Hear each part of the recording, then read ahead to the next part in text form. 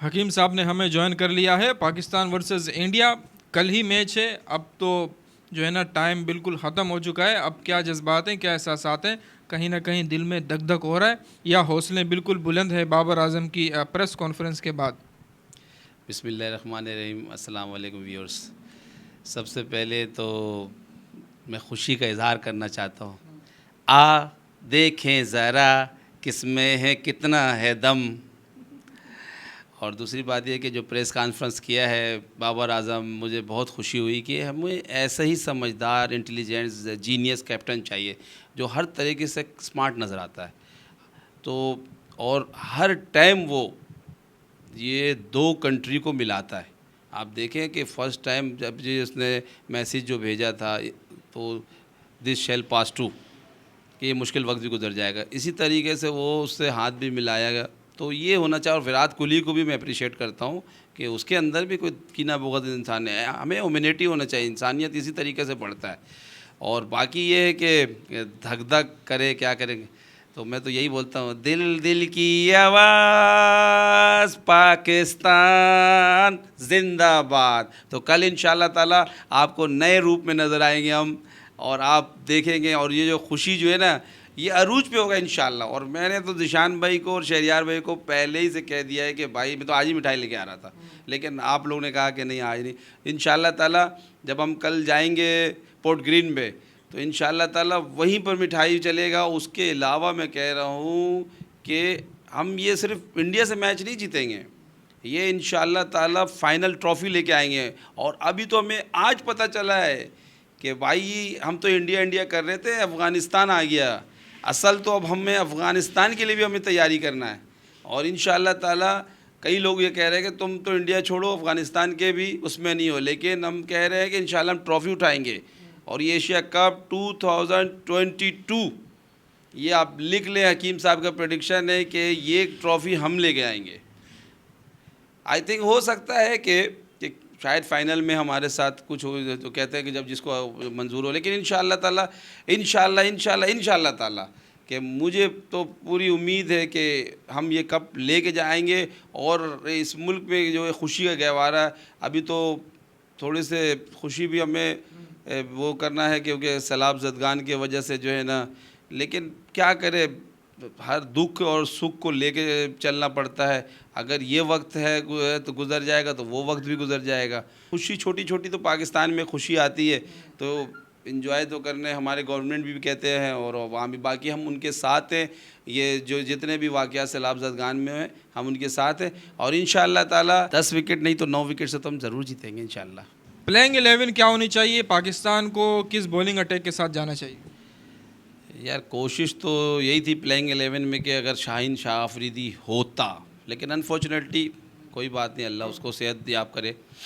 अब जो प्लेइंग 11 हमने हिसाब लगाया कि पहला जो है तो वही है, बाबर आजम और मोहम्मद रिजवान से करना चाहिए। जो तरीके से हमने पहले जीते थे उस तरीके से ओपनिंग लेके जाना है। और वन डाउन में जो है मेरे ख़्याल से फ़खर ज़मानी सही है।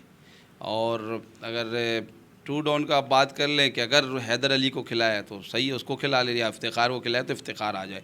बाकी रह गया कि खुशदिल शाह हो गया या वो आसिफ अली है, तो इनको कोशिश करें कि जो 14 से 20 ओवर का जो होता है उसमें अगर ये पहुँचे।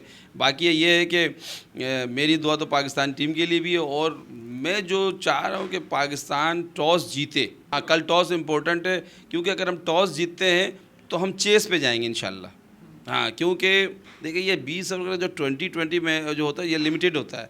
इसमें कुछ नहीं कह सकते कि आप अगर 180 रन्स का भी टारगेट देते हैं ना, तो अगला जो है वो अपना वो उनके पास एक टारगेट जो है ना वो सेटिंग पे होता है।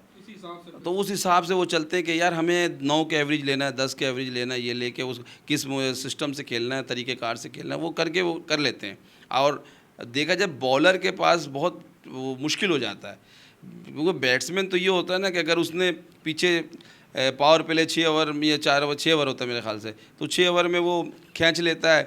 तो अगर 1-2 विकेट भी गिरे तो 8 विकेट 14 ओवर तक बच जाता है। तो 14 ओवर में और डेथ ओवर वगैरह में भी बड़ा मुश्किलात आ जाता है। तो ये है कि मेरे हिसाब से पाकिस्तान कल टॉस जीते और बैटिंग इंडिया को दे, और हम इंशाल्लाह ताला पिछले दिनों की तरह चेस करेंगे। उनकी रातों की नींदें उड़ गई हैं। हाँ, वो क्यों? अरे रातों की नींद, ये 1 साल उन्होंने किस तरीके से गुजारा है ये तो मेरा खुदा जानता है बेहतर। लेकिन एक साल में उन्होंने 24 T20 भी खेल लिए, न्यूजीलैंड से, वेस्ट इंडीज से, साउथ अफ्रीका से। यार वेस्ट इंडीज, श्रीलंका, न्यूजीलैंड किसी से भी खेल ले, लेकिन ये जो पाकिस्तान का एक दहशत है ना, एक ये जो ख़तरनाक बॉलिंग स्ट्राइक, तो ये तो वो, तो अब जैसे इस तरीके से घबराहट है उनको। अब पेस जो हमारा नसीम शाह जो पेस देगा ना, आप वो देखेंगे आप इंशाल्लाह। ये हारिस रऊफ को, और ये जो बॉलिंग है, मैं क्यों कहा कि भाई हम फील्डिंग करेंगे, और हमारे फील्डर बस हमारे साथ दें, इंशाल्लाह देंगे भी। कल जो मैच होगा ना, वो तो सिर्फ आपको मज़ा आएगा, जुनून 3 मैच का जो है तो जुनून है। लेकिन जो हम अफ़गानिस्तान के साथ मैच आएगा, वो सेमीफाइनल में आए या किसी राउंड में जो भी आए मैच में, लेकिन अफ़गानिस्तान के ये दो मैच जो है ना, ये 2 मैच, एक इंडिया और एक अफ़गानिस्तान के साथ, ये समझ लीजिए डेंजरस मैच, यानी कि वो कहते हैं कि बड़ा मैच। हाँ, ये इनमें आप देखेंगे, आप जगह जगह, यहाँ तक कि आपको सोराब गोट में भी जो है ना बड़ी बड़ी स्क्रीनें नज़र आएंगी। स्क्रीन्स की तैयारी तो पूरे पाकिस्तान में हो रही है, कराची में सबसे ज़्यादा हो रही है। बाकी आपने बात की कि खौफ की, दहशत की, पाकिस्तान की जानिब से दहशत है, लेकिन बाबर आजम तो इतने कूल और रिलैक्स और फ्रेंडली मूड में बैठे हुए थे जो है ना प्रेस कॉन्फ्रेंस में। उसको जो है ना इंडियन एक जर्नलिस्ट ने पूछा भी कि आप 10 विकेटों से जीते हो, आप तो कुछ ना कुछ तो आप चुनौती दो, कोई बात करो ऐसी। लेकिन उसने आगे से कहा जो हो गया वो गुजर गया। यार वो सबसे बड़ी बात है ना, उसने सही बोला, जो बीत गया है वो अब दौर ना आएगा, इस दिल में सिवा तेरे कोई और नहीं आएगा। यानी एशिया कप का ट्रॉफी दिल में आया हुआ है, सही है। और दूसरी बात ये है ना कि यार, मतलब दिल की बात फिर छेड़ दी आपने। हाँ, दिल की बात छेड़ दी। बाकी दूसरी बात ये है ना कि यार हम चाहते हैं कि हम बड़ा बोल ना बोलें, तो गरूर तकब्बुर में आ जाता है। तो ऐसा ना हो कि कुछ, अगर उस एज ए कैप्टन जो है, अगर मैं भी कोच होता तो यही समझाता, और एज ए कैप्टन मैं भी होता तो मैं यही कहता कि मतलब आप काबू कर लेते अपने जज्बात पे। जज्बात को काबू करना पड़ेगा। हम असल में खामोशी मारना चाहते हैं, क्योंकि हम खामोशी रहेंगे तो वो घबराहट में रहेंगे कि क्या होना है, किस टाइम क्या होना है, क्यों यार कुछ बोल क्यों नहीं रहा। हम प्लेइंग 11 अभी तक नहीं उन्होंने किया है, तो वो परेशान है कि यार कर तो देता। मतलब बाबर आजम खामोश है, लेकिन आपने सोशल ट्यूब पे सब कुछ बोल दिया। हाँ, ये जो भी हमने कर दिया है, आप ये समझे कि ये खामोशी जो है ना, इनके लिए 80% तो ये सो नहीं सकेंगे आज। इनके खिलाड़ी भी नहीं सोच सकेंगे क्या करना। देखो बड़ा बड़ा नाम नहीं, देखो आप कि एक ने 20,000 रन बनाया, ये 70-50 बनाया, 70 सेंचुरी बनाया, ये उस दिन नहीं, उस दिन क्या करना है, डे 1। हाँ, कल के दिन क्या करना है। अब देखो एक श्रीलंका का कितना बड़ा नाम था, ओ हो, कालू वितराना, कुमार संगकारा, कितना बड़ा बड़ा नाम था। आज वो ऐसा हो गया कि आप जैसे लगता है कि गंगा जमुना पानी में बह गया, उस तरीके से हो गया ना यार। कि अफ़गानिस्तान तो उसको ऐसे आंखें दिखा दिया जैसे लग रहा है कि वो बौना नहीं होता छोटे कद वाला, वो मौजूद है, और वो गुलाम मोहम्मद नबी ऐसे करके देख रहा है। और इनमें जो सबसे ख़तरनाक हम लोग समझते हैं राशिद खान को, लेकिन देख लेना राशिद खान से पहले जो एक स्पिनर बॉलर था, क्या नाम है उसका, मुजीब या क्या नाम था, वो जो बॉलिंग करा रहा है ना, वो उससे मुझे डर लग रहा है। और एक अभी फास्ट बॉलर फारूकी आया है। बाकी राशिद खान का नाम ही रह जाएगा, विकेट लिया है, लेकिन बाकी ये है कि इंशाल्लाह ताला हंसते रहो, मुस्कुराते रहो। मिठाइयाँ तो मैं इंशाल्लाह खिलाऊंगा, अगर वहाँ पर नहीं मिला तो फिर यहाँ के खिलाएंगे, लेकिन कल इंशाल्लाह ताला मिठाई होगा। और हम हर लम्हे का इंशाल्लाह ताला ज़िशान को बोलूँगा कि हर लम्हे का वहाँ हम खुद भी जा रहे हैं, शहरियार भी जा रहे हैं, और कोशिश करेंगे कि लाइव हो जाए। अगर ना हो सका तो कोई बात नहीं, लेकिन अपलोड होते जाएगा। आप लोग ये सोशल ट्यूब इसे देखें भी, इसे सब्सक्राइब भी करें, इसलिए कि ये आपका अपना चैनल है, इसमें कोई झूठ वाली बात नहीं। जो है कोई मिला जुला के या किसी का चोरी चमारी करके नहीं हम लोग वो डाल देते हैं, ये हमारा अपना चलता है।